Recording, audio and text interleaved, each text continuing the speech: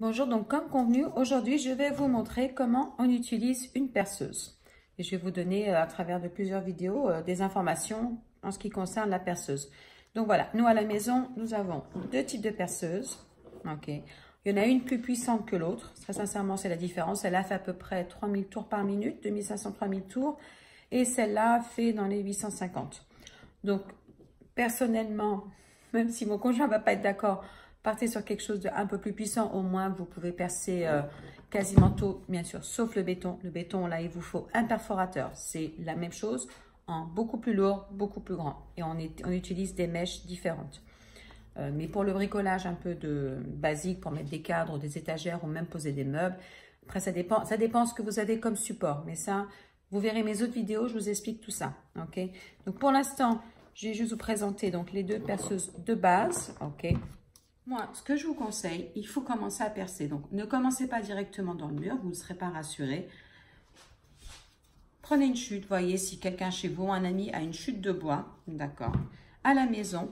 Bien évidemment, vous vous assurez qu'en dessous, c'est vide. Ok, moi, je me sers de ma table, mais je fais, vous voyez, j'ai ma table qui est ici.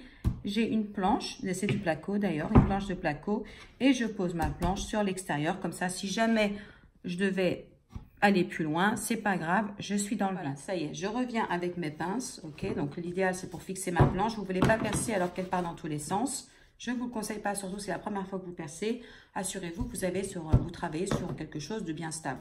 Prenez vos pinces, prenez n'importe quelle pince, très sincèrement, vous n'avez pas besoin de payer une fortune. Assurez-vous seulement que quand vous les resserrez, il faut que vous fassiez un effort, d'accord? Il faut que vous sentiez une grosse pression, ok? Sinon, elle ne sert à rien. Donc, vous avez ça, vous avez des serre-joints, que c'est à vis, enfin, c'est comme vous voulez, dès que c'est quelque chose qui tienne, d'accord? Donc, je coince ma planche. Il faut en mettre deux, ok? Idéalement, il faut en mettre deux parce que vous voyez, regardez, une ne sert à rien. À chaque extrémité, d'accord? Là, déjà, elle ne bouge plus, c'est juste ça qui tremble. Maintenant, ce qu'on va faire, excusez-moi, j'avais mis la mèche. Donc maintenant, ce qu'on va faire, on va placer la mèche. Donc prenez n'importe quelle mèche, hein. Donc une mèche à bois, parce que là on travaille sur du bois. Donc c'est la pointue. Ok. En général, très sincèrement, c'est ce que moi j'utilise le plus. Ok.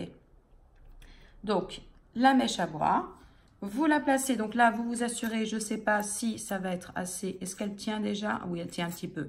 Si vous vous posez la question, quelle partie vous devez rentrer? Écoutez, la ne mettez pas sur le bord, ok? La mettez pas comme ça, là, ne la coincez pas comme ça. C'est pas très stable tout ça. Mettez-la à peu près à moitié ou aux trois quarts, ou alors même, voilà, qu'il n'y ait que ça qui ressort de la machine. Ce qu'il ne faut pas, c'est que vous la mettiez juste sur son extrémité, d'accord? Après, c'est pas très important au milieu, plus au vent, c'est pas grave, ok? Donc, vous la placez d'abord. Bon, moi, j'ai de la chance, c'est déjà plus ou moins, voilà. Mais si jamais, pardon, vous aviez un énorme écart, ok, ça c'est pas bon, ne la resserrez pas. Enlevez votre mèche, resserrez un petit peu, replacez votre mèche. Bon, bah c'est bon, elle tient. Et là, vous pouvez, parce que surtout, il faut bien qu'elle soit au centre, ok. Donc là, c'est bon. Ça, c'est pas suffisant. Donc, pour cette perceuse qui a besoin d'une clé pour être resserrée, si vous utilisez une perceuse comme la mienne, il faut resserrer sur deux endroits. Donc, vous la placez dans le trou et vous resserrez, ok. Un deuxième trou, n'importe lequel, et vous resserrez. Vous testez, est-ce qu'elle sort?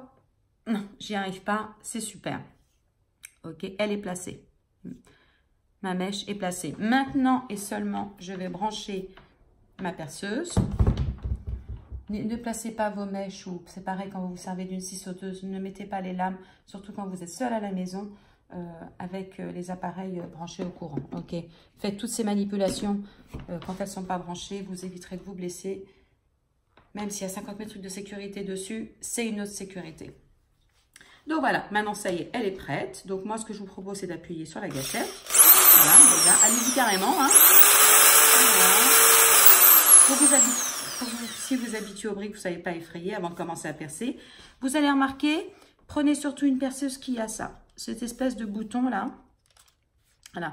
Quand il est au centre, quand il est, j'essaie de voir, peut-être comme ça pour vous, oui, quand il est au milieu à peu près, vous voyez, j'appuie et il ne se passe rien. Si je le pousse plus vers la gauche, Là, c'est pour percer, comme pour visser. La lame va tourner dans les sens d'une aiguille d'une montre, donc elle va percer, elle va aller vers l'avant. Elle fera une force vers l'avant. Quand je la pousse dans ce sens-là, à fond, la lame elle ira dans le sens contraire des aiguilles d'une montre. Et en fait, elle fera une force vers l'extérieur, vers moi. En fait, c'est pour retirer les lames. D'accord? Parfois, vous allez vous retrouver coincé. Et si vous faites ça, vous risquez d'abîmer votre trou, surtout si vous travaillez sur une matière comme le placo qui est assez poreuse. Si vous faites ça, votre trou va s'agrandir encore plus. Non, vous êtes sur place, vous percez et vous poussez ces trucs-là dans l'autre sens pour ressortir. Prenez cette habitude, vous éviterez d'abîmer vos trous. Ou alors après, parce qu'après quand vous voudrez visser dedans, ça sera tordu. Okay? Il y a des chances que ça soit tordu. Tout dépend si le bois il est souple, s'il n'est pas tendre. Enfin bon, donc prenez pas ce risque, prenez des habitudes. Voilà, il faut prendre juste l'habitude. De toute façon, si vous vous trompez, si vous avez commencé à percer et que ça c'est dans l'autre sens, c'est pas très grave. Tout ce qui va arriver, c'est que vous allez plus galérer, être obligé d'appuyer sur votre perceuse pour que ça perce en fait. Donc déjà, ça c'est un souci. Et sur le bois en général, ça sent le brûler. Ça va faire un peu de fumée de brûler parce que vous êtes dans le sens contraire et vous essayez de forcer. J'ai remarqué, c'est comme ça que je me rends compte que j'ai un peu oublié de la mettre dans la bonne position avant de commencer à percer. Donc maintenant, je vais la remettre donc dans ce sens-là parce que je veux percer. Ok. Je rappuie. Et maintenant, vous vous mettez sur votre plan de travail. Vous vous assurez avant que vous êtes toujours sur du vide en dessous. Ok. Et là maintenant, vous tenez. Voilà. Et vous commencez à percer. Et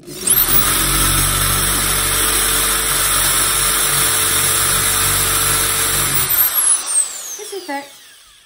Percez. Ok. Profitez-en. Prenez d'autres lames. Changez-les. Et faites des trous de taille différentes pour que vous prenez conscience un peu de la pression qu'on fait. Regardez, je vais le faire dans l'autre sens, là, comme si je mettais la gâchette. Vous voyez, j'aurais dû le faire parce que j'ai pas assez percé. Vous verrez quand vous enfoncez beaucoup votre lame, c'est là où vous aurez besoin pour ressortir. Là, regardez, si jamais je l'avais mis dans le mauvais sens, ok, dans le sens de la rotation où elle doit sortir. Vous allez voir, je sais pas si vous allez faire.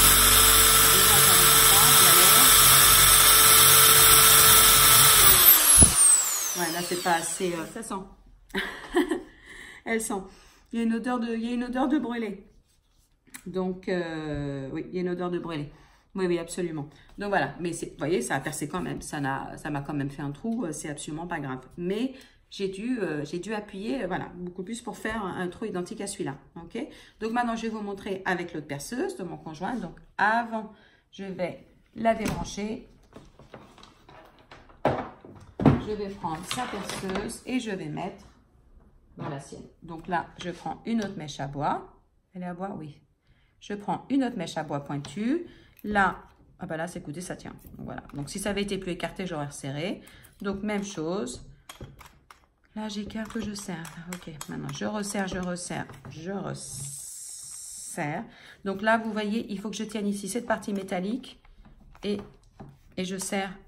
Je force sur la noire. Maintenant, vous vérifiez qu'elle est bien mise. Bah, ça sort pas. Absolument pas. Donc, je peux y aller.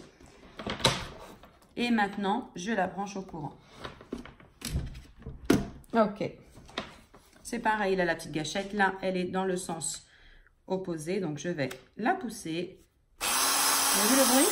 Pas le même, hein? On est sur la même puissance, hein? Et là, ça y est, c'est reparti. Je perce.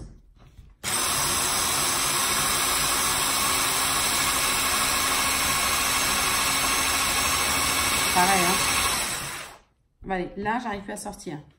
Parce que, vous voyez, elle perce pas, elle n'est pas assez puissante. Donc, les cercles à l'intérieur, vous voyez, je suis coincée. Donc là, c'est ce que je vais faire. Avec la mienne, ça ne le faisait pas. Voilà, je l'ai poussé dans l'autre sens pour sortir. Et voilà, je suis sortie. OK? Donc, voilà, changez de mèche. Pensez toujours à débrancher votre machine avant de changer la mèche. Et faites des trous de taille différente. Profitez-en.